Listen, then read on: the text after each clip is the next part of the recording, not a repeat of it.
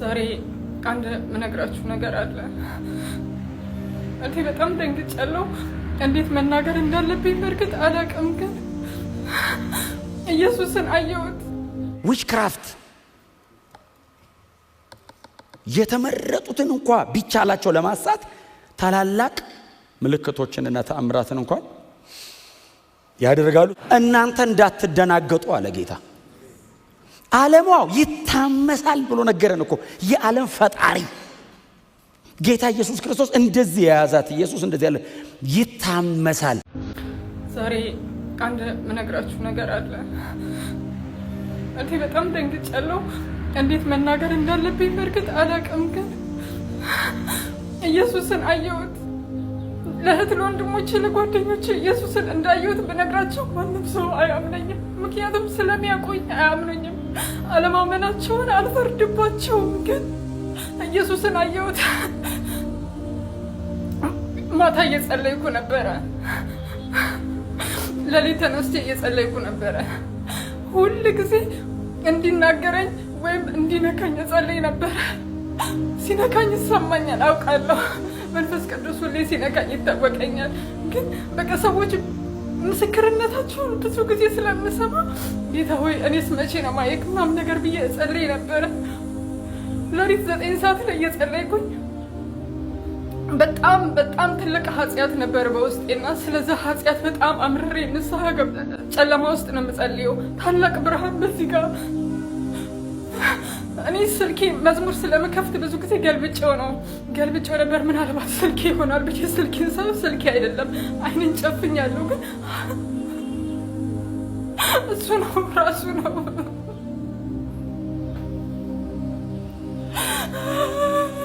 እኔ ማለት እኔ የምናገረው እኔ ራሴን ስለማውቀው ነው።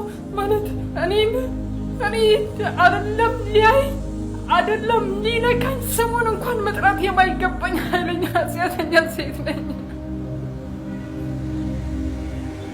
እና ደግሞ እኔ አላውቀውም ኢየሱስን አላውቀውም ነበር። በቃ ስሙን ብቻ ነበር ማውቀው። ማለት እኔን መርጦኝ አይደለም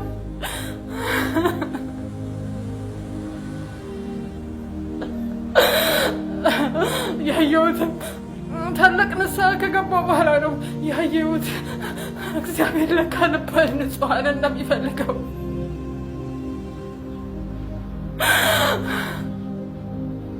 ንስሐ እንግባና ኢየሱስ የናፈቃችሁ ካላችሁ በቃ ንስሐ ለሚገባ በሰማይ ታላቅ ደስታ ይሆናል። ልክ እንደ ጠፋው በግ፣ ልክ ያ የጠፋው ድሪም ያቺ ሴት ባገኘች ጊዜ ታላቅ ደስታ እንደሚሆን ጌታ ኢየሱስ ታላቅ ደስታ ሆኖ ነበረ በማግኘቱ። ንስሐ በሚገባ ሰው በሰማይና በመላእክት ፊት ታላቅ ደስታ ይሆናል ተብሎ እንደተጻፈው ደስታ ሆኖ ጌታ ኢየሱስ እኔንም ከኔ ጋር እኔ ያለሁበት ተገኘ። እኔንም አየኝ።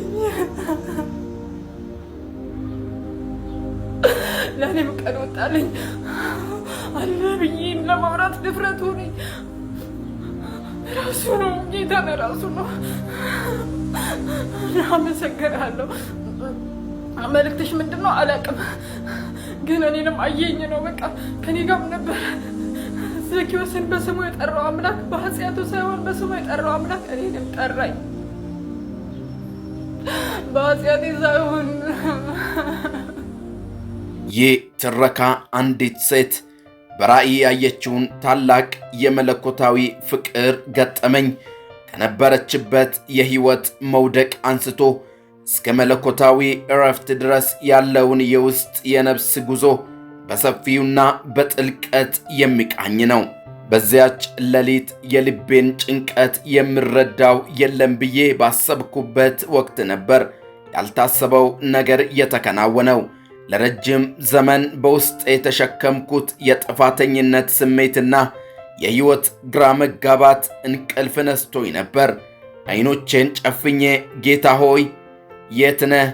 ለምንስ እኔን አልሰማህም ብዬ በሹክሹክታ ስጠይቅ ከቆየው በኋላ ሳላስበው ወደ ጥልቅ እንቅልፍ ውስጥ ገባው። ድንገት ክፍሌ በሰማያዊ ብርሃን ተጥለቀለቀ።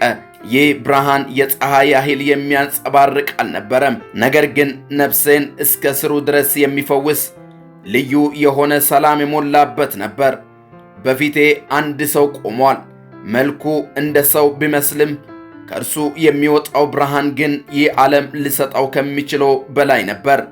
የፊቱ ገጽታ፣ የፈገግታው ልስላሴ የማይታወቅ ፍቅርን ያንጸባርቃል። ምንም ሳልናገር በውስጤ የነበረው ሁሉ ተራቆተ። ያ ቅጽበት የዓመታት ሸክሜ በአንድ ጊዜ እንደ በረዶ የቀለጠበት ነበር። የእጆቹን ጠባሳ አየው፣ የፍቅሩን ጥግ የሚያሳዩ ማኅተሞች። ልቤ በደስታና በክብር ፍርሃት ተንቀጠቀጠ። ምንም ጥያቄ አልቀረም። ሁሉም ነገር በአንድ ምልከታ የተመለሰ ይመስል ነበር። ለዓመታት በራሴ ሕይወት ላይ ትልቅ ግራ መጋባት ነበረኝ። ዓለም የምትፈልገውን ነገር ሁሉ ለማግኘት ብሮጥም ልቤ ግን ሁልጊዜ ባዶ ነበር። የተሰማኝ የጥፋተኝነት ስሜትና የኃጢአት ሸክም እንደ ግዙፍ ድንጋይ ደረቴን ይጫነው ነበር። ሰዎች ሲያዩኝ ደስተኛ መስዬ ቢታይም ውስጤ ግን እንደ ደረቅ አምባር ነበር። እውነት አምላክ ብኖር ለምን እኔን ችላ አለኝ? ለምንስ ይህን ያህል መከራ በሕይወት የፈቀደ?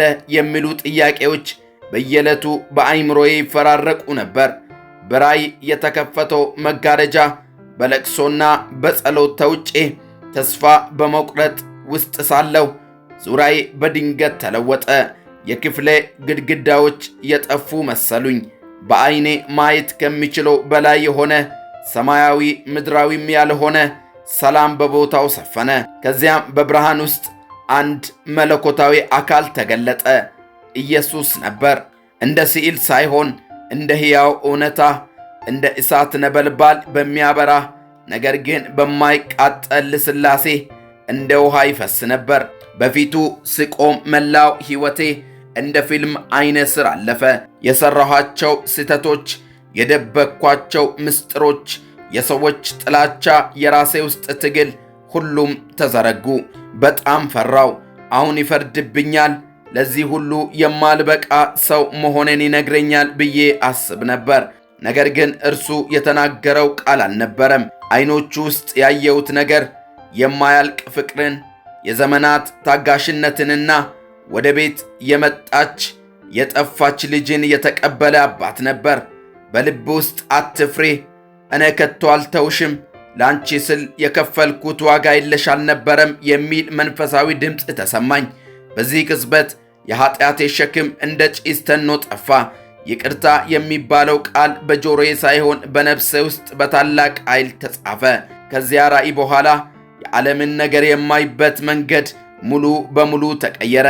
ድሮ የሚፈራቸው ነገሮች አሁን ትርጉም አጡ። ሰዎች ምን ይሉኛል የሚለው ፍርሃት፣ የነገዋ ቀን ጭንቀት፣ ሁሉም ከእርሱ ፍቅር አንጻር ሲታዩ ዚግባ የማይባሉ ሆኑ። ዛሬም በሕይወቴ ውስጥ ማዕበሎች ይነሳሉ። ነገር ግን አንድ ልዩነት አለ። በጀልባዬ ውስጥ እርሱ እንዳለ አውቃለሁ። ያ ያየሁት የኢየሱስ ፊት በጠዋት ፀሐይ ውስጥ፣ በሰዎች ችግር ውስጥ፣ በጸጥታ ጊዜ ውስጥ ሁሉ ይታየኛል። ሕይወት ማለት አሁን እኔ የፈለግኩትን ማድረግ ሳይሆን እርሱ በውስጤ እንድኖር መፍቀድ መሆኑን ተረዳው። ያ ራእይ ብርሃን ብቻ ሳይሆን ወደ ዘላለም የሚታደገው የሕይወት መንገድ ሆነልኝ። ሬዲ ሆነ የተዘጋጀ። እኔ የምመጣ ቀናው በጣም ብዙ ነገር ውስጥ ካለ አትሄድም፣ አንቆ ያስቆመሃል ነው እና ለመሄድ ለመነጠቅ የተዘጋጀሁን በክርስቶስ ኢየሱስ አምነሃል። በወንጌል እውነት ብርሃን ውስጥ ነው ያለው።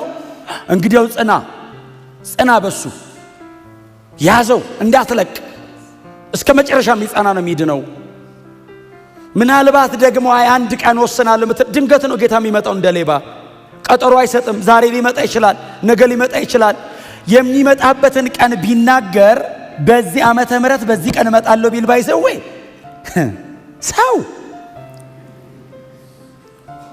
እስከ ዋዜማው ድረስ እንደፈለገ ኑሮ አለ ምህረቱ ብሎ የዋዜማው ቀን ጌታ ሆይ ብሎ ሱባኤ አውጆ ሳምንቷ ሙሉ ጾሞ ይሄዳል። ጌታስ እንደ ሌባ ነው የሚመጣው አለ። ድንገት እና ሁሌ የተዘጋጀ እስቲ አሜን በሉ። መብራት የበራ ንቅት ያልክ ነገሩ ድንገት እንደሚሆን ጌታ ኢየሱስ ሲያስተምር እዚሁ ማቴዎስ ወንጌል እንደዚህ ያለ 2 ሴቶች እየፈጩ አለ። አሁን ወፍጮዬን ነው የምታስፈጩት እናንተ በድንጋይ ሲፈጩ ማለት ነው። ቁጭ ብለው እንደዚህ እየፈጩ ያለ አንዷ ትነጠቃለች አለ፣ አንዷስ ትቀራለች። እንደዚህ እየፈጩ እህል አምጥታ ልትሰጣ ስትል የለች፣ ልብሷን ያለው። 2 ሰዎች እያረሱ እርሻ መሃል አብረው እያረሱ እያወሩ አያ ከላይ ምናምን የተባባሉ በሬዎቹ ነው ምንድነው እርሻውን የምታበላሸው ሲል ሰውየው የማይመለስበት ሀገር ድንገት ራፕቸር ድንገት ነው፣ ንጥቀት ድንገት ነው። እና የነቃችሁ ተዘጋጁ፣ ጌታ ይመለሳል፣ ኢየሱስ ይመጣል፣ በቅርብ ነው የሚመጣው። ይሄው የነገረን ምልክቶች በሙሉ ሆነዋል፣ በሙሉ እና የቀረን ትንሽ ነው። በጣም ረጅሙን 2000 ዓመት መተናል። በጣም ትንሽ ናት የቀረችን። በመጣንበት ትንፋሽ ጨርሰናት እንውጣ። ሐዋርያት በጀመሩበት ስፒድ መሄድ አለብን። እኛ በቃ ወንጌል እየሰበክን ሰዎች እየዳኑ በእኛ ላይ እየተጨመሩ እነሱን ያጸናን እንጠብቀዋለን። ጌታችን ሲመጣ በጣም ብዙ ሕዝብ አብሮን ወደ ሰማይ ይሄዳል። ውድ የመልእክተኛ ሚዲያ ተከታታዮች ለዚህ ቻናል አዲስ ከሆኑ ሰብስክራይብ፣ ላይክ እንዲሁም ለሌሎች እንዲደርስ ሼር በማድረግ ቤተሰብ ይሁኑ። ይህ መልእክተኛ ሚዲያ ነው።